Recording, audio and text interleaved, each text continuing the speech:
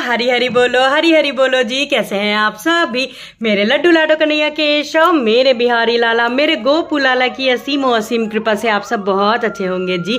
आशा करती हूँ आप सभी मेरे लाला लाली की सेवा में मगन मस्त होंगे, उनकी कृपा का, उनकी लीलाओं का आनंद हर पल हर क्षण ले रहे होंगे जी। तो आज मैं आपके साथ में शेयर करूंगी कि एकादशी की पूजन, जो अभी मोहिनी एकादशी आ रही है, उसकी जो पूजन है, अर्चन है, आप सरलता से कैसे कर सकते हैं, बहुत सरलता से।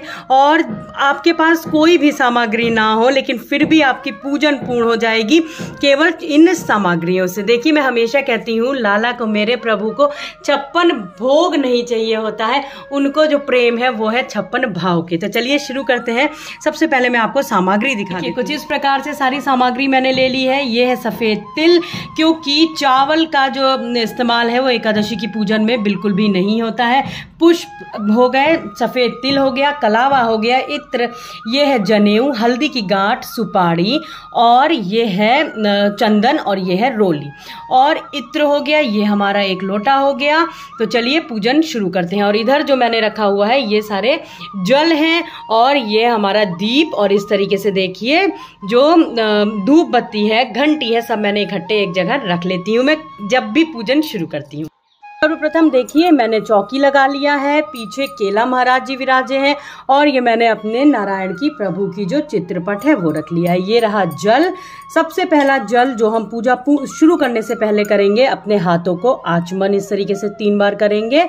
ओम पवित्राय नमः, ओम केशवाय नमः करके।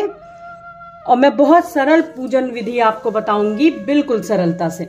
चौकी पे इस तरीके से जल जो है वो ओम पवित्राय नमः कहते हुए 3 से 5 बार इस तरीके से करना है।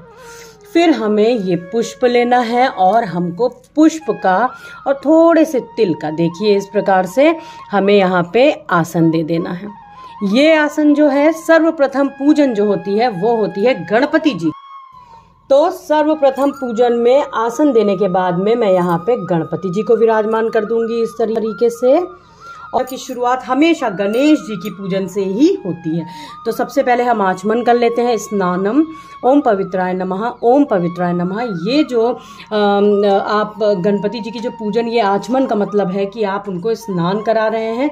स्नान करा देने के बाद में अब जो करना है, हमें इस तरीके से कलावा लेना है, देखिए। और कलावा में हमको इस तरीके से कलावा एक बार तोड़ के वस्त्र अर्पण, दूसरी बार, हमेशा जब भी आप वस्त्र अर्पण करिए तो 2 बार होता है वस्त्रामि अर्पण। इस तरीके से आप वस्त्र अर्पण कर देंगे।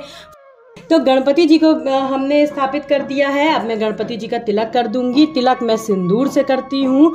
सर्वप्रथम जो पूजन होती है गणपति जी को, गौरी जी को, वो सिंदूर का तिलक करती हूँ। थोड़ा मैं इस तरीके से पुष्प अर्पण कर दूंगी। पुष्प अर्पण करने के बाद आप चाहें तो जनेऊ भी आप अर्पण कर सकते हैं। और इस तरीके से मैं धूप बत्ती दिखा दूंगी, और यहाँ पे रख देती हूँ इस तरीके से। बहुत थोड़ा सा यहाँ पे मैं तिल इस तरीके से रखूंगी। और ये देखिए, ये जो दीपक है गणपति जी को दिखाते हुए, ये मैं यहाँ पे इस तरीके से दीपक रख दूंगी। दीपक रख देने के बाद में अब फिर हमें लगाना है भोग, और थोड़े से पुष्प हमें यहाँ रख देने हैं आसन के लिए, थोड़े से इधर रख देने हैं। अब हमें यहाँ पे अपने नारायण को विराजमान में कर दूंगी। और ये देखिए, इस तरीके से मेरे प्रभु यहाँ पे विराजमान हो चुके हैं इस आसन पे। और अब मैं कलश जो है वो आपको दिखाती हूँ कि कैसे बनाऊंगी। तो सबसे पहले ये देखिए, इसे आप चाहें तो कलश स्थापित कर सकते हैं, क्योंकि मैं हर पूजन में कलश जरूर स्थापित करती हूँ। और इस तरीके से देखिए, मैं अपने कलश पे जो है वो स्वास्तिक बना लेती हूँ। इस तरीके से स्वास्तिक बनाने के बाद में मैं यहाँ पर इस तरीके से कलश रख दूंगी। कलश को पहले ही कभी नहीं भरा जाता है। और कलश में डालने के लिए देखिए, मैंने हल्दी लिया है, सुपारी लिया है।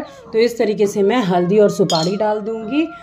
और इस तरीके से मैं अब 3 बार इसमें जो जल है वो डालूंगी, 2, 3, और पूरा कंठी तक के ही हमें इस तरीके से जल भर देना है। और ये रहा हमारा आम का पल्लव। आम का इस तरीके से आप आम का जो पल्लो है वो ले लीजिए। आम का पल्लो पे ध्यान दीजिएगा कि वो बिल्कुल भी कटा ना हो। और फिर हमें क्या करना है, जो सफ़ेद तिल है इस तरीके से, ये सफ़ेद तिल को हम यहाँ पे इस तरीके से इसके ऊपर रख देंगे। इस तरीके से हमने सफ़ेद तिल रख दिया। धूप बत्ती को मैं नीचे कर देती हूँ। अच्छा, अब इसके बाद में देखिए, अगर आपके पास में नारियल नहीं है, किन्हीं कारणवश आप नारियल नहीं ले पाए हो, तो आपको क्या करना है, इस तरीके तो आपको इस तरीके से सुपारी में जो मौली है, कलावा है, इसको इस तरीके से आप लपेट दीजिए। अब मैं कलश महाराज की भी पूजन कर लूंगी। कलश महाराज की पूजन के लिए भी सेम विधि है। इस तरीके से हम आचमन करेंगे 2-3 बार। इस तरीके से हम पुष्प चढ़ा देंगे। पुष्प चढ़ा देने के बाद में जो ये नारियल मैंने की जगह पे जो सुपारी है वो मैं इस तरीके से रख दूंगी। आप फिर से इस तरीके से धूप बत्ती में दिखा दूंगी कलश महाराज जी को भी। और इसी तरीके से देखिए, मैंने कलश महाराज जी के पास भी भोग लगा दिया। अच्छे से मैंने जो पुष्प वगैरह है वो अर्पण कर दिया।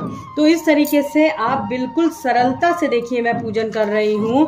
और आप बिल्कुल भी, अगर आपके पास में घर में आप कोई भी सामग्री ना भी हो तो भी आप जो पूजन है वो आराम से कर सकते हैं। इस तरीके से मैं यहाँ पे तुलसी मैया अपने प्रभु के पास में इस तरीके से विराजमान करूंगी। और ये देखिए, थोड़े से आसन मैंने यहाँ पे इस तरीके से डाल के मैं यहाँ पे मेरे केशु को विराजमान कर दूंगी।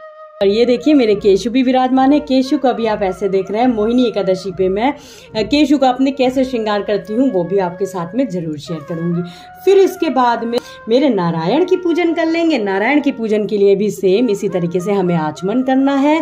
3 बार हम इस तरीके से आचमन कर लेंगे। उसके बाद में मेरे प्रभु का प्रिय उनको चंदन लगा देंगे 2 बार। और केशु को भी लगा देंगे भैया।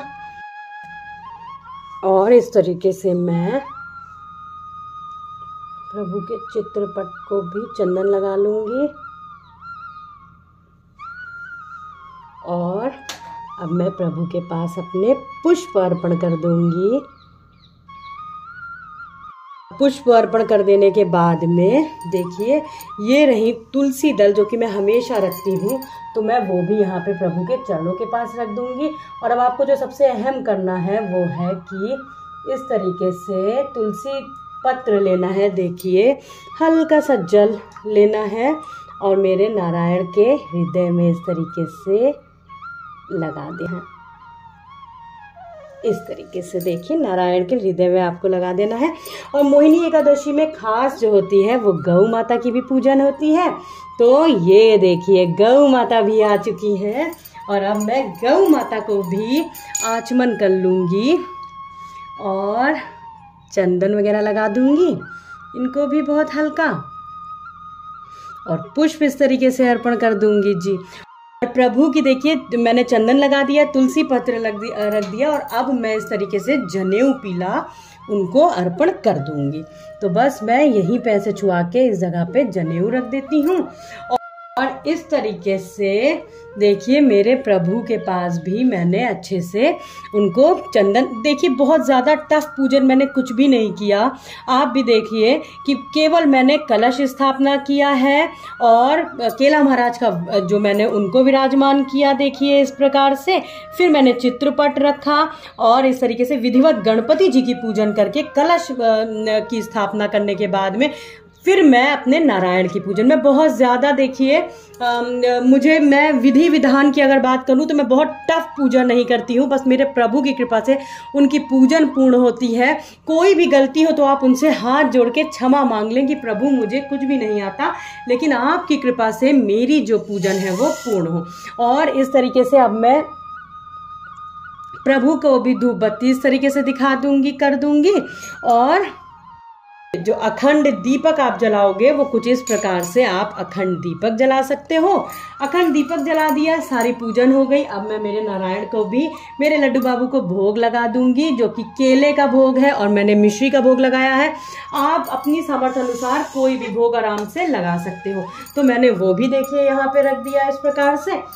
और अब मैं अपनी लक्ष्मी मैया को जो है वो सिंदूर लगा दूंगी, क्योंकि बिना लक्ष्मी मैया के ना, समझ लीजिए मेरे प्रभु की पूजन जो है वो कभी पूर्ण नहीं हो सकती।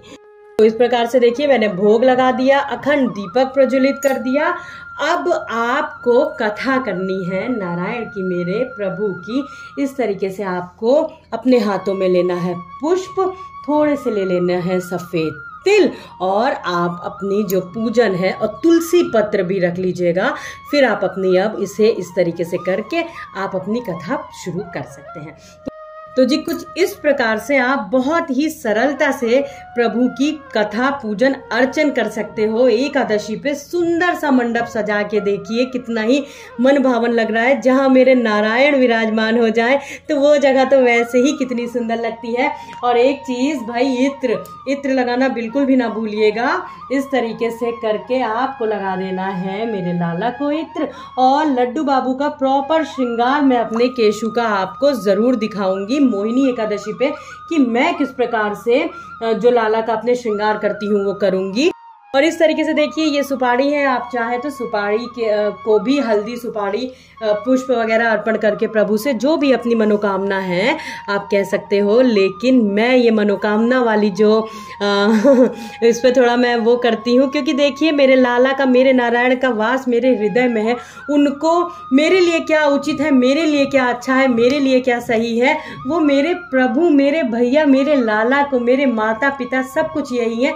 इनको सब पता है। इनको ये जैसा भी, हमें जिस भाव में भी, हम बस वही है ना कि तेरे फूलों से भी प्यार, तेरे कांटों से भी प्यार, तू जिस भी हाल में रखे प्रभु, बस तुम्हारे चरणों की धूल से हम हर पल हर क्षण, हमारी भक्ति तुम्हारी और बढ़ती रहे और बढ़ती रहे और बढ़ती रहे। बस प्रभु से जब भी मानिए, कुछ भी मांगिए ना, तो उनसे उनकी भक्ति मांगिए कि इतनी भक्ति दीजिएगा प्रभु, इतनी भक्ति दीजिए कि बस हर पल हर क्षण हम आपकी भक्ति में डूबे रहें। तो जी अब मैं आपको ये भी बता देती हूँ कि मोहिनी एकादशी है कब। इस बार देखिए मोहिनी एकादशी का जो व्रत होता है, जो एकादशी पड़ती है, ये बैसाख के शुक्ल पक्ष में पड़ती है जी, ठीक है। तो इस बार जो एकादशी पड़ रही है वो 1 मई सोमवार के दिन रखी जा रही है। लाला के मंदिर में भी, मेरे बिहारी लाला के, और हर जगह पे वृंदावन में ये 1 मई को ही रखी जा रही है जी। और ये एक ऐसी एकादशी है कि इस दिन मेरे लाला का जो श्रृंगार होता है वो स्त्री अवतार में होता है। क्यों रखा जाता है? क्योंकि इस दिन मेरे नारायण ने, मेरे प्रभु ने असुरों के सर्वनाश के लिए मोहिनी रूप धारण किया था जी। तो इसलिए इसको मोहिनी एकादशी कहते हैं। और मेरे केशु का मैं श्रृंगार कैसे करती हूँ, किस तरीके से आप मोहिनी एकादशी पे लड्डू बाबू का अपने श्रृंगार कर सकते हो, वो भी मैं आपके साथ में जल्दी शेयर करूंगी। तो 1 मई को मोहिनी एकादशी है, जो कि शुरुआत जिसकी हो जाएगी 30 अप्रैल को ही 8:28 से, और 1 मई को ये रात्रि 10:09 तक का रहेगी जी। तो इस तरीके से आप जो एकादशी की जो पूजन व्रत है वो आप कर सकते हो। और जो पारण का समय रहेगा वो 2 मई को सुबह 5:40 से 8:19 तक का रहेगा जी। तो इस तरीके से आप पूजन अवश्य करिएगा और लड्डू बाबू का श्रृंगार अवश्य अवश्य अवश्य करिएगा, बहुत सुंदर सा मोहिनी रूप में जी। जो आपने पुष्प और तिल अपने हाथ में लिया था वो हम इस तरीके से प्रभु के पास में चढ़ा देंगे और हाथ जोड़ के प्रभु से क्षमा मांगेंगे कि प्रभु हमें कुछ भी नहीं आता, आपकी पूजन करने में कोई भी गलती हुई हो तो कृपया हमें क्षमा करें और हमें ज्ञान दें, भक्ति दें। बस आपको प्रभु से कुछ नहीं मांगना, केवल लाला से उनकी भक्ति ही मांगना है। तो इस प्रकार से देखिए कथा पूर्ण हो जाने के बाद अब